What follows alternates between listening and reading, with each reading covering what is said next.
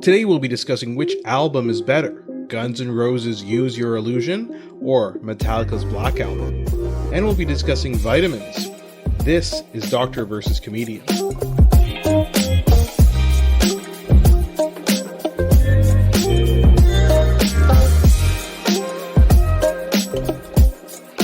I'm Dr. Asif Doja, and this is the Doctor of Laughs.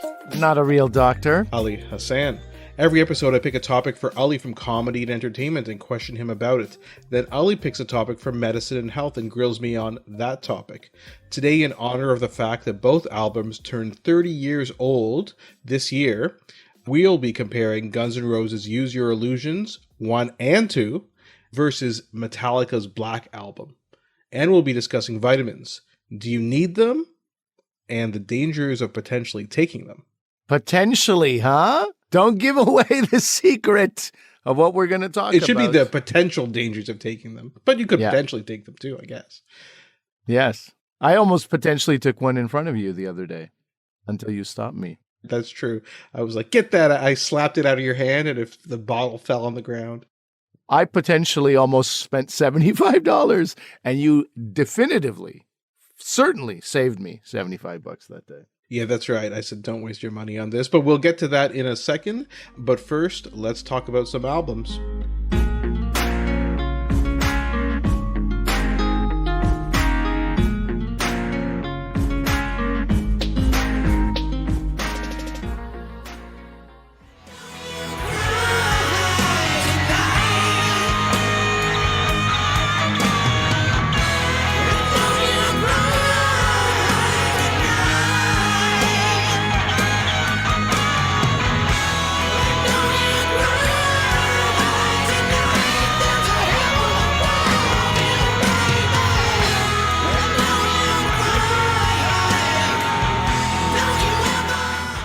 So, Ali, as we talked about on the show last month, we're going through some classic albums. A lot of people say 1991 was the best year in history for album releases.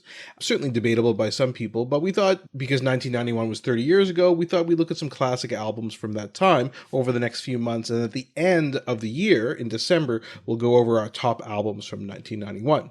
So, there are two big albums that we're going to talk about today, and these are really the peak and maybe the beginning of the end for metal and hard rock.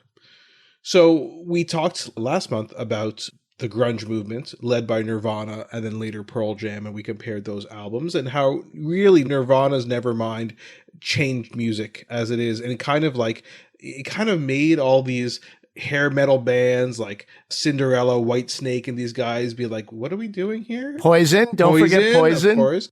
Talk dirty to me. And I won't, but, and then, that happened with grunge. And then these two albums also came out in 1991, which could be considered the pinnacle of metal and hard rock music at the time. And we'll talk about how these different albums came to be and their significance. But the question people might have is, why did we pair these two albums together? So Guns N' Roses, and we're going to look at Use Your Illusion 1 and 2 together as one whole album, which is crazy. It's like a 30 plus song album. Yeah, exactly. But we're pairing with Metallica's Black Album. And the reason is because these two, like we said, we mentioned that these two are kind of like maybe the pinnacle of hard rock and metal at the time, but they also went on tour the year after this in 1992. Oh, did they? And I think you know that very well because they toured around and they had a tour stop in Montreal. Yeah, I thought it was 91, actually. I've always said it was in 1991 that they were at because the these were Stadium. released in 1991. It was the summer of 1992. So you don't even know your own life. It was August 8th, 1992. A lot of people. Okay, yeah, that's right. You attended a certain concert in Montreal on August 8th, 1992.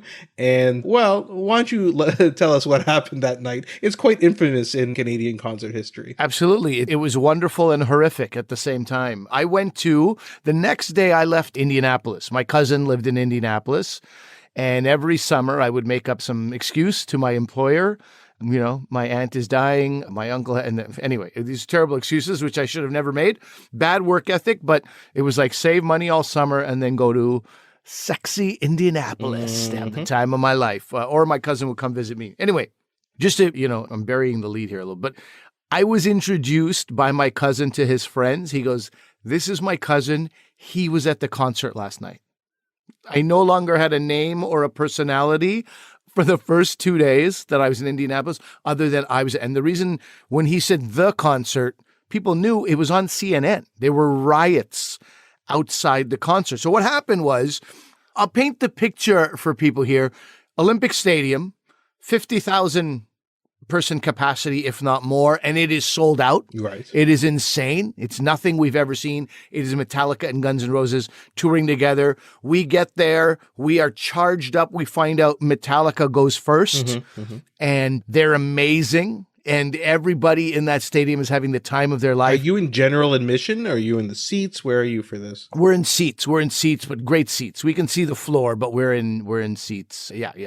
Good tickets. No regrets whatsoever, especially given what happened moments later in this story. So then, there are pyrotechnics in the band show, in Metallica show, as you would expect. And by the way, I've seen Metallica maybe 3 times. Their pyrotechnics are crazy. Oh my God. I thought you were going to explain what pyrotechnics are. You're like, by the way, guy. In case you never know. No, they're like fireworks. No, and they're so loud and they're so hot. Like you can feel the heat of their pyrotechnics when you're sitting in the stands. And I've seen people cover their ears in pain after these explosions. I don't know how the band does it. Well, I guess we'll find out in a second what happened. Yeah. Well, so they were, now for years, I thought it was like 6 songs in. As I read about it, it was like, it's a dozen songs in. I was like, oh, okay, we were getting greedy. But anyway, we didn't know how long they were going to go on for. We assumed they would do an hour.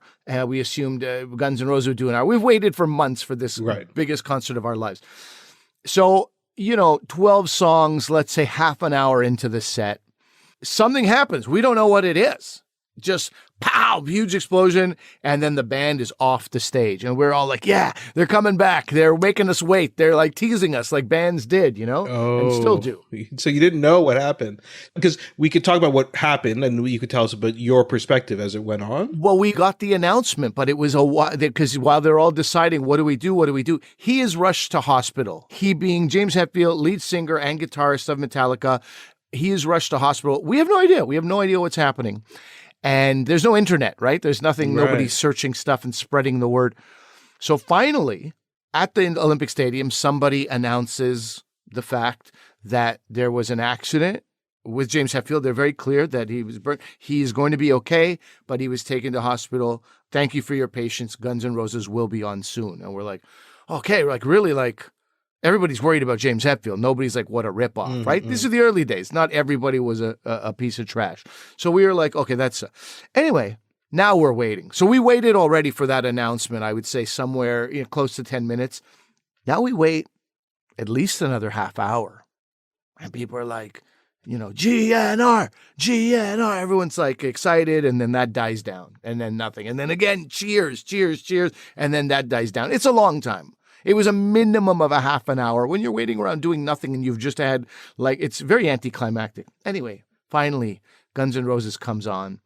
Axl looks visibly displeased to be there. Okay. Later find out, I think it was in Slash's autobiography, that they were like, Axl, you can come and save the day. This is what happened. And he was annoyed that he was now being relied on to, so he was not a good person. That's the fact.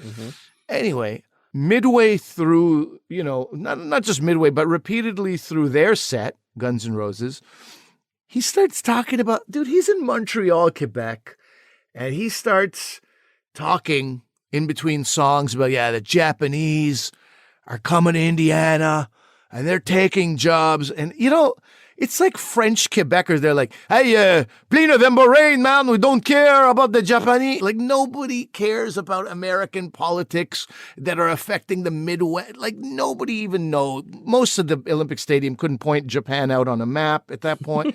Nobody cares. And he is like lecturing us. And so people start to boo. Like it sounds like boos, basically. People are like, hey, come on, don't, and all that. It's like, it's unrest. People don't like it. We're like, stop your lecturing, dude. This is not what we're here for. And at some point, he grows displeased with us. and he just leaves. We saw how he left. Like the band was like, what are we? Oh, and they walked off afterwards. And then apparently he refused to go back on. So Axl had the opportunity to save the day and declined. Mm-hmm. So what happened? I'm sure there's like a rumbling like in the crowd, like what's going on? And then when is the realization that this is not happening? I think the lights came on. No. Thank you so much, Montreal. Be safe, or something like that. Some employee. I think the lights came on. We're like, huh? No. And everybody, it's like a vocal, like, you suck, Guns N' Roses. And just people start breaking stuff. In the stadium? In the stadium, which was why I was saying we loved our seats, because we were not on the floor where things were going insane. People start breaking stuff. People are starting to light fire to things inside the stadium. There's smoke coming up indoors. And we're like, okay, we shouldn't go yet. This is a bad time to leave. So we're there. All of a sudden, this tank of something, we don't even know what it is, something that feeds the pyrotechnic system, starts hissing loudly like, oh my God, let's get the hell out of here. We go outside, mayhem and chaos like I've never seen before. Dude, one of the craziest things I saw, we were on this little bridge walkway, and underneath the bridge, we could see people removing a manhole cover for no reason. Like there's a lot of rioting going on, and there's this one weird thing we zero in on. My buddy RJ, my buddy Zach, and myself. Why are they moving a manhole cover? But people are running right and left. They're being chased by cops. There's fires happening. They're running. And we watched this guy run top speed. And we're like, hey, dude, the manhole cover, dude. And he went, that guy broke his kneecap that day. No, he fell into the manhole? He went to the manhole. Now, not his whole body, just one leg smashed against the edge of this open manhole thing as he was running top speed. He limped away in such bad pain. I mean, I watched a guy get an injury, a lifelong injury. That he's not coming back from that 100% ever. And cops and riot gear. And all. It was mad. Like I said, it was on CNN later that night, and that's how I was introduced. So that was my experience with Guns N' Roses and Metallica, and you're bringing all these various memories back with this episode, which I don't mind. Yeah, it's nice to revisit a strange part of my history. Well, and just to follow up on James Hetfield, so what happened was he walked accidentally into a 12-foot flame. And like I said, I can't imagine how hot that was because, like I said, you could feel the heat in the stands when these go off. Yeah. And so he had second and third degree burns over his arms, face, hands, legs, very severe. And I'm pretty sure he still has scarring left over from that. Mm-hmm. Well, dude, there was a suggestion that he may never be able to play again, right? There was nerve damage. Yeah, exactly. And it took him a while. When he resumed the tour, he didn't play I think their lead guitar tech played his parts for most of it. And Jason Newsted, who was the bassist at the time for Metallica, said like Hetfield's skin was bubbling like on the Toxic Avenger, like that B-movie character. Like it was pretty bad. I mean, in the end, James Hetfield has recovered, plays music, and is still the lead singer of Metallica. But yeah, a scary time for these guys. So anyway, that's how these two bands are intricately connected. Two very different bands. They have very different ways of approaching hard rock and metal. So let's go through these two things. Let's start off with Use Your Illusion 1 and 2. And as I mentioned, we're going to kind of combine these two albums together. And let's just start off by telling people who weren't alive back then or weren't into music back then, you don't really understand how big Guns N' Roses was in 1991 and 1992. Yeah, and I have to take back something I said where I was saying that Nirvana's debut album, probably the best debut album of all time. Guns N' Roses probably had that with Appetite for Destruction. Sure, yeah. Welcome to the Jungle, Sweet Child of Mine, Paradise City, Night Train, one of my favorite songs of all time. Night Train is amazing. Patience, like... It's So Easy. Yeah. My Michelle. It's insane. It's one of the greatest albums ever, if not the greatest album ever in this genre of music. So they had to follow that up, but they proved themselves to be absolute machines. Yeah. Right? Their talent is absolutely undeniable. You can hate these bands for whatever reason you want, but the amount of content they could put up and good quality content, I'll rehash something I brought up last time. I was a Columbia House Records guy. We had so many albums, one-hit wonders. So when you saw an album that was 2/3, 3/4 amazing, it's a huge, huge deal. Yeah, and so these guys decided to come out with this double album. And double albums had come out before, but really this was the resurgence of double albums in popular music. So after this, Bruce Springsteen came out with one, Smashing Pumpkins, Melancholy and the Infinite Sadness. There were several double albums that came out after this, but this was kind of the initiation of this. So they decided to come up with this double album. A lot of the songs written by Axl Rose. They have some lead vocals done by Izzy Stradlin and Duff McKagan as well. They also had problems with the mix, as we talked about in the previous episode with Nirvana and Pearl Jam. They didn't like the way their albums were mixed. These guys didn't like the way they were mixed as well. So there was a bit of a controversy about this. Bob Clearmountain, who's a very famous producer and sound engineer, was fired because he tried to replace real drums with samples, and they got angry at that. So then they got rid of him and they had it remixed. I can't imagine what those studio sessions and rehearsals were like, because it's so ambitious. Mm-hmm. If you look up this album, they say that it's like this incredible maturity, a jump from Appetite for Destruction.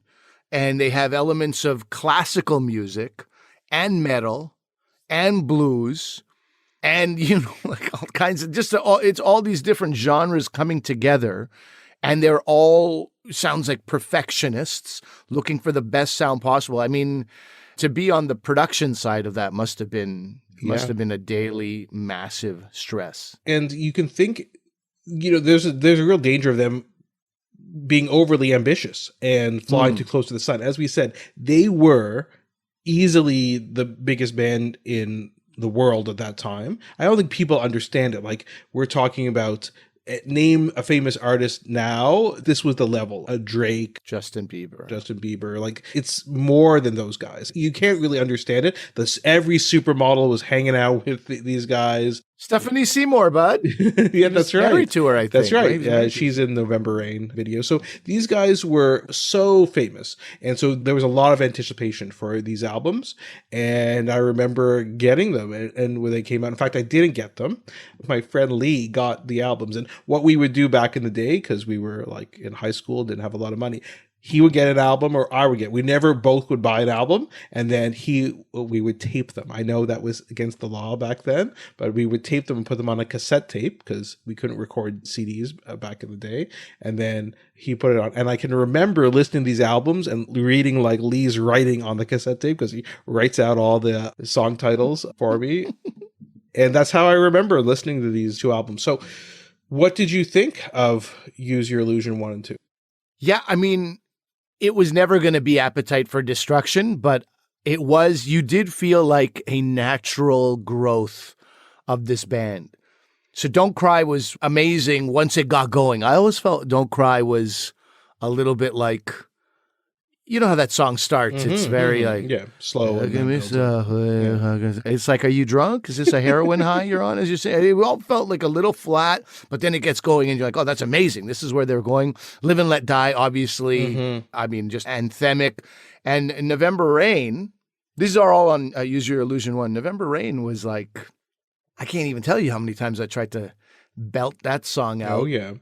And Coma is the last song of that album. That song is amazing as well. So I would agree with you. There are like 5 or 6, just as I call them, stone cold classics on this album. November Rain, yeah. It was definitely overplayed in 91 and 92. I think we would all agree with that. But no complaints. Fast forward. So I saw Guns N' Roses in concert in their reunion tour, which took place in 2016, which was their Not in This Lifetime tour. Oh, yeah. I went and saw them. I know I actually did it. And I'll tell you, I had a good time, but when they played November Rain, which is not one of my favorite songs because it was overplayed, I was like, this was absolutely amazing. And don't get me wrong, I saw them. I probably will never see them again. That was it. Seeing Axl Rose in person made me think, I got to work out more. Yeah. Well, or do heroin. I mean, he's also known for his... By the way, Duff McKagan, who's their bassist, he was also a heroin addict, and he cleaned up. He looks amazing. He clearly works out, is in good shape. Slash looks good too. Axl, I don't know. Anyway, so I think you do know. Okay. But November Rain, I thought was amazing. And when you think about this is like both of these albums. We're going to talk about Use Your Illusion 1 and 2 plus Metallica's Black Album, we're hearing guitar solos. Like, you don't hear guitar solos anymore, right? They're almost non-existent in popular music, and some of these songs have 2 or 3 guitar solos. It's crazy. So that's Use Your Illusion 1. What do you think about Use Your Illusion 2? And then I want you to tell me which one of these two you like better of their 2 albums. Yeah, I distinctly remember liking 1 more, but I was like, I was going through a period of growth myself musically, and I thought, Civil War is the first song on Use Your Illusion 2, and it's 7 minutes long, and it was like, again, it feels like ambitious, and it feels amazing, and it feels like you're part of something very, very intelligent. You know what I mean? When these longer songs with some depth to them. Knocking on Heaven's Door, I don't even know if I knew the original Dylan song. I revisited it after the fact. And it was, I can never listen to the Dylan version after you've heard. Well, it's funny because I've seen, people getting together for tribute concerts to Bob Dylan or things like that, singing Knocking on Heaven's Door, and they sing it the way Axl Rose sings it, not the way Bob Dylan originally sang it. No, so that's how much this version is in the popular culture. This is the one people think about now. Yeah. No, the original is deeply disappointing once you've heard next song. You Could Be Mine is another great song off Use Your Illusion 2. So it was, it had its stone cold classics, if you will, if you'll allow me to use your term. I will. But I still thought number 1 was phenomenal. But in the end, it's like, another double-sided album, so much content and so much work goes into it. I still remember appreciating what they're doing, at some level. I was still like a young, basically teenager going like, this one's not as good as the other one, but I could still, understand how much work this would have been to put all this out. I prefer Use Your Illusion 2. I think there's a couple, we'll get into it a bit later. I think there's a couple like lame songs on Use Your Illusion 1, whereas almost every song on Use Your Illusion 2 I think is good, except for maybe a couple in the middle, but overall I think it's good. Yeah, I liked it. And it has, again, you said some stone cold classics. So you prefer Use Your Illusion 1, I prefer 2. Yes. Then which version of Don't Cry do you prefer? Because there's 2 versions. On Use Your Illusion 1's the original version, alternate lyrics are on Use Your Illusion 2. Well, as I said, it sounded so flat at the top. I thought they were going to quote unquote fix that in the second version. I remember being super excited to hear a better version of Don't Cry, which I've called Don't You Cry for my entire life. And I was disappointed. I was like, this is not, I can barely tell the difference between the 2 versions. What's the point of re-releasing this? Well, yeah, it's just the lyrics. The lyrics are better in the first one, I think. Yeah, I didn't know it was going to be a lyrical change. I thought it was like, we listened to this. We don't like the way it sounds. We're going to make it more sort of what Ali Hassan has been dreaming about it sounding like. No, I don't. And it was pretty much the same song. But interesting, in the video is when I first realized this, Shannon Hoon does co-lead vocals on it. And I remember seeing, this guy, I like his voice. I bet you his band, whatever that is, he's going to be super famous. And do you know the band that he was? No, I don't know who Shannon Hoon is. I don't know who that is. He's the lead singer of Blind Melon. Oh, yeah. And then I thought to myself, and he died, by the way, in 1995. And I thought, Blind Melon. Okay, that sounds good. I can't wait to hear their songs. It's going to be hard rocking just like this. And of course, you remember their famous song. Yeah, I didn't like that sound at all. And they're the subject of quite a lot of abuse, too. So that was, I think, No Rain is with the little bee girl in the video. I was just like, what is going on here? This is quite a disappointment. My hopes were increased. So I think we both liked this album. I think we both thought it was good. So there's songs that, I don't know, just redefine music, some of these songs. It's like if other bands were in studio and heard November Rain. Oh, yeah, and Live and Let Die is also, right? He does that with McCartney. Yeah. Alice Cooper is on that album. So you also get like this. These people this band is not only popular with, supermodels and dumb high schoolers like us. This band is also, what's that word? Like signed off on or they've been co-signed by McCartney. They've been co-signed by Alice Cooper, right? Like the gods of like rock and metal are like, we'd love to work with you. So it's really a testament to their talent. And I think what you said is so true. The 2 albums we talked about last time, Nevermind and 10, these albums, Metallica's Black Album, and some we're going to be talking about in the next couple of months, these are game changers. In other words, it's like what you said. Bands would listen to this and be like, if they were recording an album, they would probably have to scrap their album and restart again. That's the influence that these albums had in changing rock music. So why don't we move on to our second album? Yeah.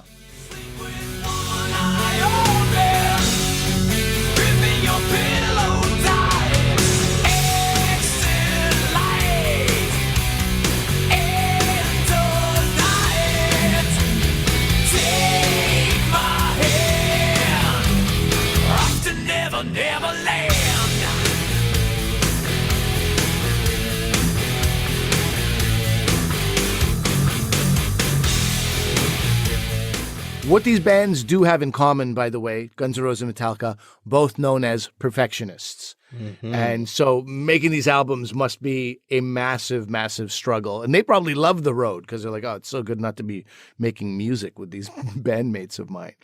Metallica hired Bob Rock for this album, the Black Album.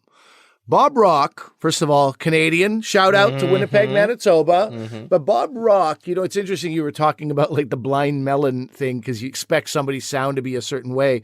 But Bob Rock, quite diverse, Michael Bublé to the Tragically Hip to Motley Crue, Bon Jovi. I mean, he's just got an ear for music, basically, right? And he's got a vision for what he works on, but he's not a certain type of producer only. Ron Sexsmith also, The Offspring, right? These are like very varied sounds. So anyway, they hire Bob Rock for this. By the way, Bob Rock, now this is going way back into trivia. So Paul Hyde, there was a band called the Payolas, right, in Canada. Yes, so Bob Rock and Paul Hyde were the two main members of that. Then it was called Paul Hyde and the Payolas. Then it was called Rock and Hyde. And if you listen to this, you'd be like, sorry, you made a Metallica album? They have some great songs, Canadian songs. Like Dirty Water is one of their most famous songs. Don't you wash yourself in my... Didn't they sound like a British band? And Paul Hyde, maybe. I don't... Oh, maybe Paul Hyde. I'm not sure. So this is the Winnipeg in that song.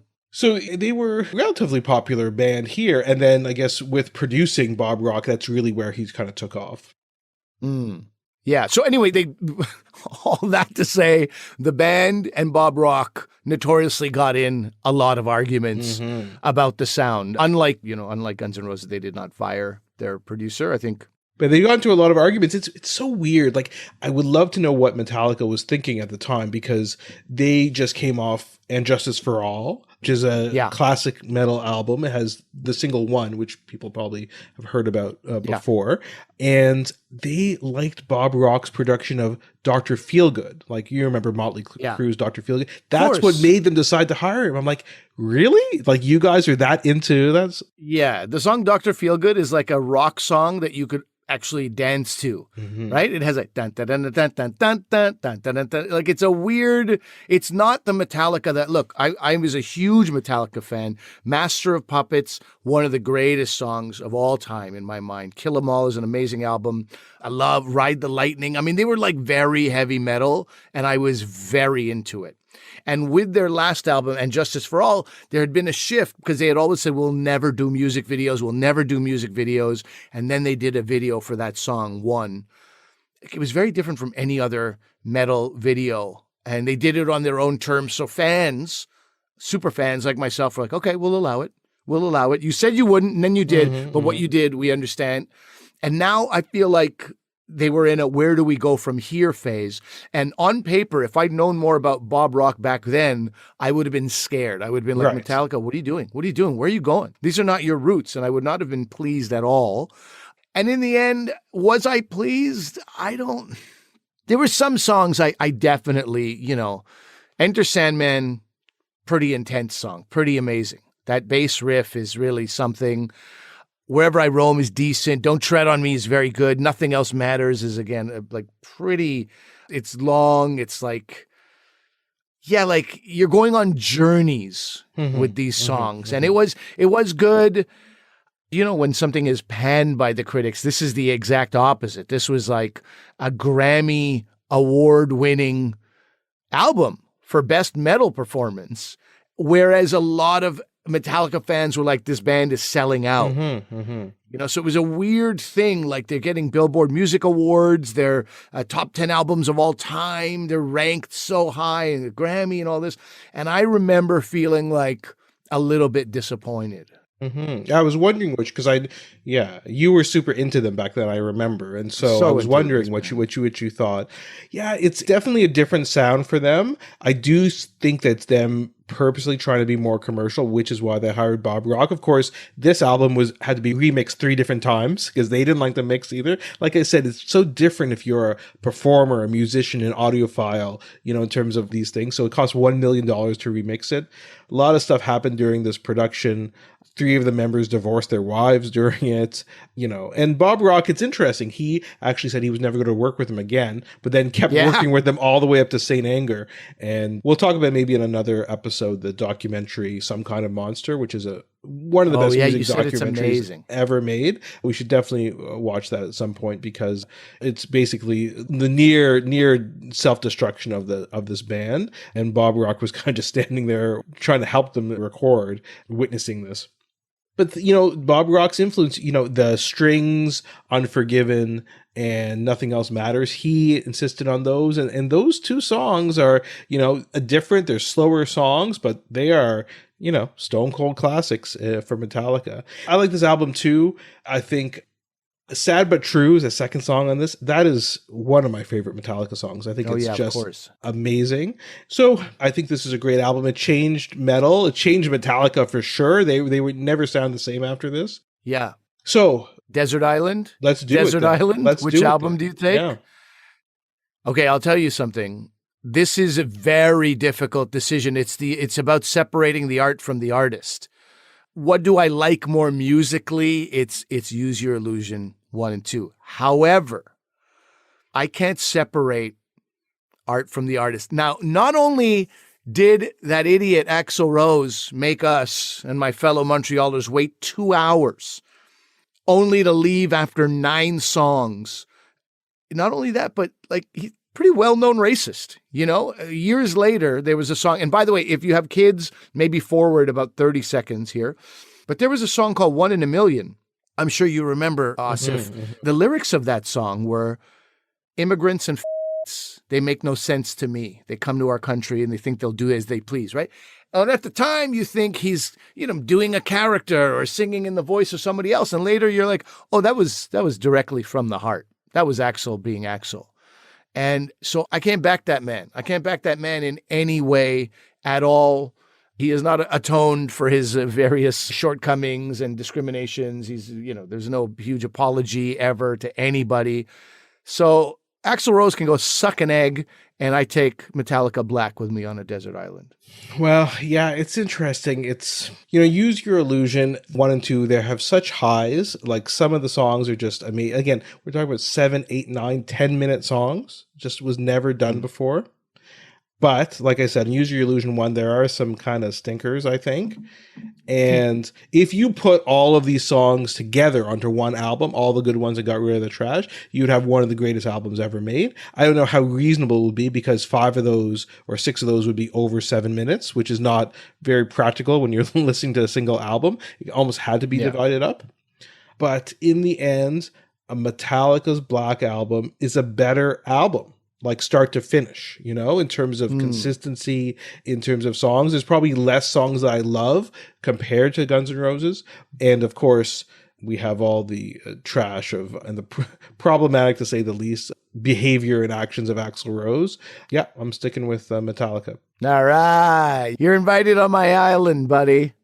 I'll saw you up and eat you piece by piece when I get hungry.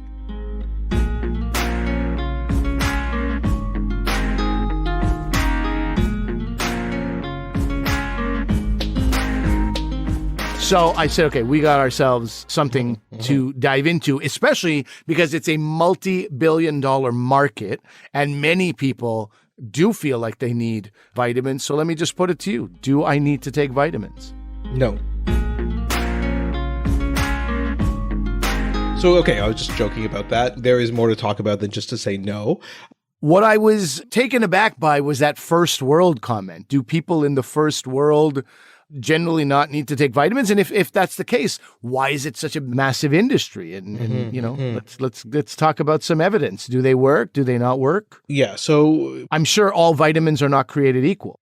by the way, I used the term first world when I was writing a scientific paper once, and the reviewers, we've talked about peer review, wrote me back and said, yeah, that's not an appropriate term. You say developing countries, you don't say Developing. first world, third world. I'm like, okay, my apologies. So that was insensitive on my part. So certainly places that are developing countries where there's food insecurity, there is the risk of vitamin deficiencies, which could have adverse impacts on your health. I think we all kind of know that from places that have had famine, drought, and things like that, for sure. But we live in North America, and a lot, though not all of our listeners, we're on the charts in Nepal, by the way. Okay. So we're on the medicine chart for podcasts. Nice. Hello to our friends in Nepal. Okay. But a lot of our viewers are in North America or Europe or Australia. Viewers? Oh. Am I being watched? I should have trimmed. listeners, my apologies. So in, say, North America, and in North America, if you are an average middle-class family and you've never had to wonder where your next meal is coming from or had to skip meals or, in the US get food stamps or things like that, you have an adequate diet to get all your vitamin intake. And people are like, no, my kid only eats mac and cheese or they only eat chicken fingers. Trust me, again, if you are the average family in North America, you're fine. We've talked about eating disorders before, but there are kids, say, with autism or something like that, who are very picky. They only eat certain colors of food or things like that, right? Those patients could get into a nutritional deficiency. But in general, we get enough vitamins and minerals from our regular diet, even if you have a quote unquote picky eater in your family, that you don't need to take these. And it's not just me. Like, there's scientific evidence. The American Journal of Cardiology in 2018 did a study. They found that the most commonly used supplements, which would be multivitamins, vitamin D, calcium, and vitamin C, did not protect against cardiovascular disease. Okay. Why does this industry thrive then if you say people in the medical community are not really on board with vitamin I think, as with everybody, nobody wants to be told, oh, you know what's healthy? Just keep doing what you're doing, right? People always want the extra. If I take extra vitamins, I could do this. If I do this extra, right? People don't want to hear, oh, what's a good way to stay in shape is to moderate your diet and exercise. People don't want to hear that. They want to hear about something magical that's going to help them with it, right? And that's basically it. And the problem, of course, is there's very limited regulation. So drugs, for example, in the US are regulated by the FDA, but supplements and vitamins are not. They can appear on the shelf. You don't have to prove that they contain what the bottle says it has in it. There's no need or obligation for companies to do that. And they can make a bunch of health claims that they don't have to back up. So it becomes very difficult to know. And you don't know what's in it. You don't know if they're free of contaminants because there's no regulation of these products in the US or Canada.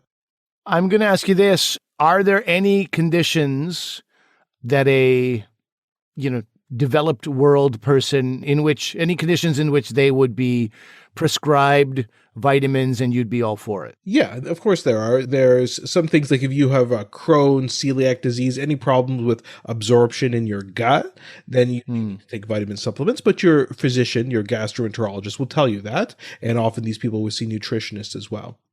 If you have osteoporosis, then you should probably take vitamin D and calcium, and women can be more predisposed to that. So again, your doctor can counsel you on that.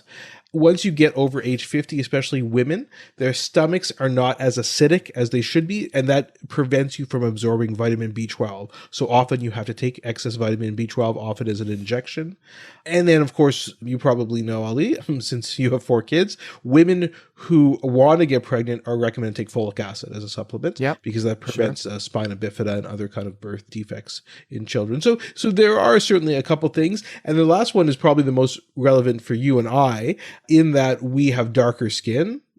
And if people haven't figured that out right now, hopefully this doesn't come as a huge shock. Imagine it's a deal breaker. We see like a drop off of listeners right at this moment that'd be They talked about metal. I thought there were a couple of white dudes with long hair. Hey, everybody listens to metal. So we have darker skin. We also live in a northern climate because we live in Canada. If you have those two things and you don't get out as much in the sunlight, you could be at risk of vitamin D deficiency. So I think vitamin D is something useful. I started taking it this past year, as Ollie knows, but the listeners don't know. I dislocated my shoulder and I had a fracture in my socket, basically where the shoulder attaches into. And so I just thought, you know what, I got a fracture there. You don't always get a fracture. Maybe it's because I should be taking some vitamin D. So I did that. So I think there are some times where you can take it and it's reasonable. And in case anybody's wondering, he was beat up by a small child. So the other thing I was waiting for was, okay, so I was waiting to hear about vitamin D. I'm happy you mentioned that. I'm testing your credibility here. B12, folic acid made it. What about iron? Yeah, iron supplementation. Again, it's if you have an iron deficiency, which can be diagnosed by your doctor, then you should take it. It doesn't. I don't know if that's a brown thing too, but most of the women in my life seem to have had some sort of anemia. Women have it. Do you know why women have iron deficiency a bit more? Because they have their period every month. You don't have to say it like that. Oh my God. You know what? You remember Stuart from Mad TV? Yeah. Look what I can do. My son and myself have been watching Stuart videos, so that's why I did that. Oh my gosh. We're watching too much Stuart. Women with heavy periods can have iron deficiency anemia, so that's why a lot of women have to take iron supplementation. During pregnancy, you can sometimes get anemic as well. And here's another thing, which we can might segue into some other topics, but children who have excessive milk intake by age 1 aren't really eating food, they're still drinking bottles of milk, like we're talking about cow's milk, they can get a iron deficiency anemia, which can sometimes be severe. Yeah, so you need to watch that. So again, a balanced diet is important. I do know something else, since you're talking about your physician, my physician, because we were predominantly plant-based for a long time, 6 days a week eating plant-based, he had recommended B12 there too, and also echoed what you're saying, that you do not need any multivitamins or supplements. It's all in your diet, but because the meat is taken out, you should be, supplementing with B12 or some, fortified B12. Well, products. yeah, I mean, listen, the more extreme diet you do, you could develop a new vitamin deficiency. I think one of our friends asked us, yeah, I'm going to do this potato diet where you just eat potatoes for like 2 weeks. I mean, yeah, you are going to develop a vitamin deficiency. So you know what that means? It's not good for you. And this is the thing. People think that just because something is natural, vitamins are natural, things are natural, it's good for you. It's not. Like, that can't be healthy, just eating potatoes for 2 weeks. Well, I was on an extreme diet, but it's not the vegan one. It's the one where I ate chicken wings and nachos 5 times a week. So I made some changes. Sounds delicious. That's it. Pretty sure I had some deficiencies because of that as well. Right. So let me just dig into that comment right there, that natural isn't always better. That's fine. But can natural also be actually bad in this case?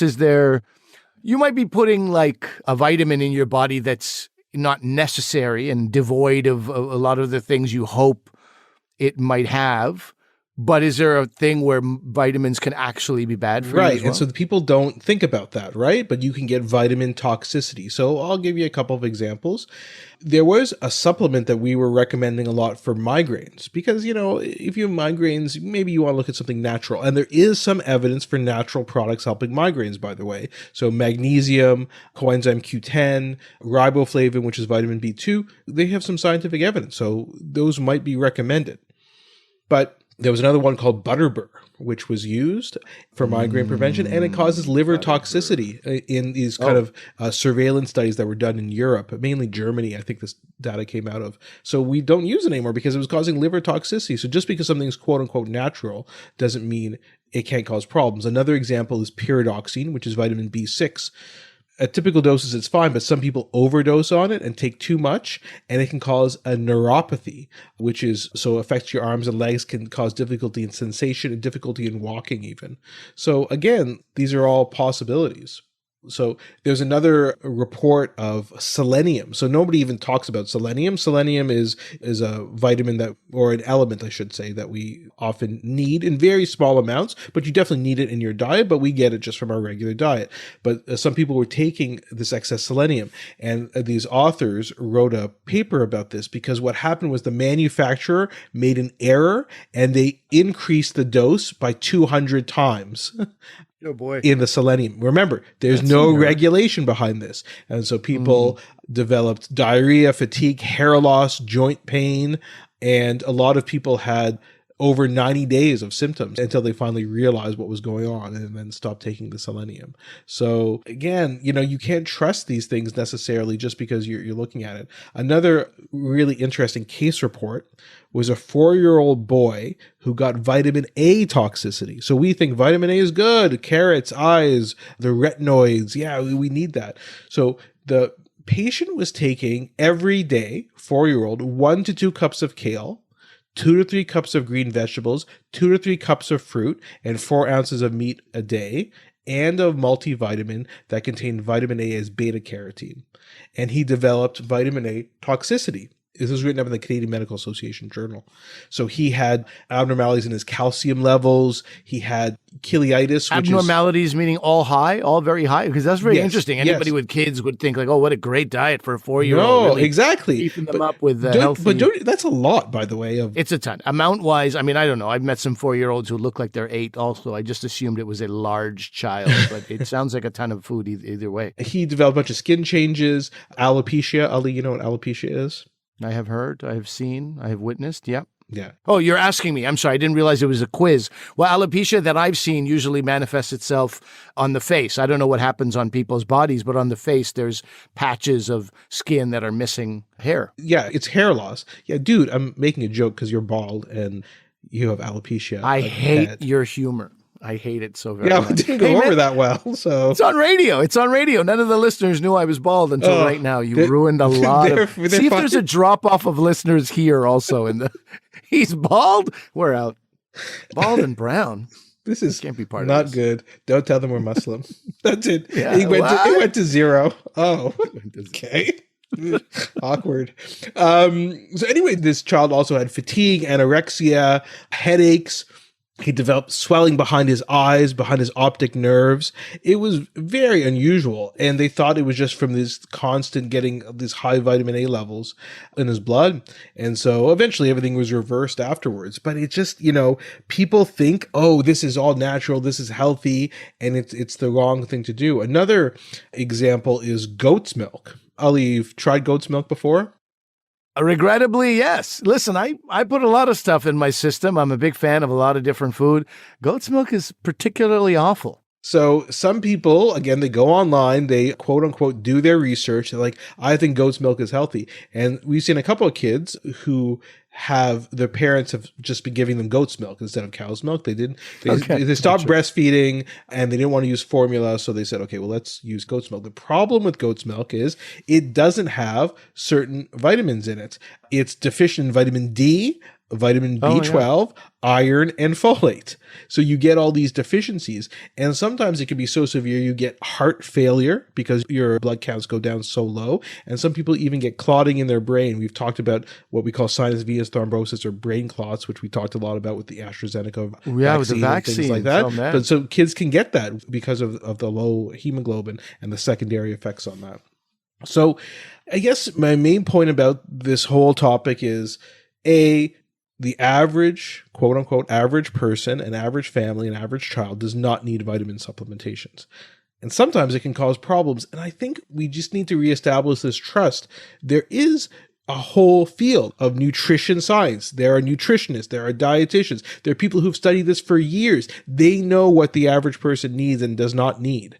And I don't know why we ignore that and people think, well, I'm just going to do what I think is best because I read a blog post about something. Like, I don't know, why don't you look at what these people do for a living? I mean, there's like 100 years of nutrition science. So I don't know, just a plea to listen to the experts in this. It's the quest for misinformation continues in the nutrition world too. I'm quite surprised, to be honest. I thought there would be some, I don't know, that comment about you saying that, in this country, we don't need it. I was like, wow. Because I go to a store that's like, it's kind of a health food store. Well, I go there for the sauerkraut and the pickles and some pesto that I really like. But it is like 7 aisles deep of supplements and vitamins. Well, this is the other thing. People are always like, big pharma this, big pharma this. We've talked about pharma on the podcast before, which, listen, don't get me wrong. There are problems with pharma. We've talked about it. But Yes. there's also big vitamins, big natural products. Again, you said it was $75 for this container. I mean, that's insane.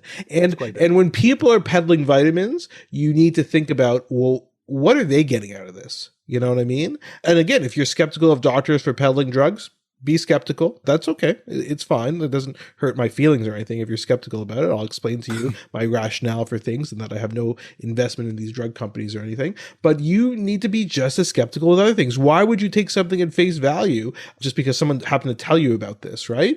I don't know. Like, somebody's making money somewhere and it's not you. You're the one spending money on these vitamins. And so you should be suspicious of these companies as well, and perhaps even more so. Well, there goes our big vitamin sponsorship for the show.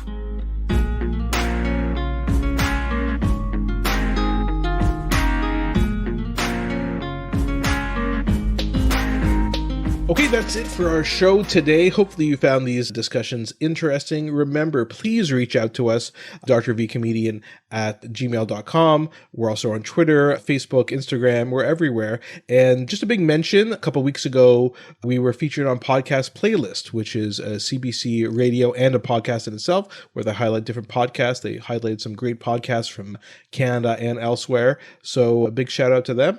Yeah, you can find that link at, well, you go to cbc.ca and you can look up podcast playlist. Yeah, we also tweeted it out and put it on Instagram and Facebook. Yeah. And please remember that although I'm a doctor, I'm not your doctor. Medical issues we talk about are for your interest and information only and are not medical advice. Please consult your medical professionals for actual medical advice.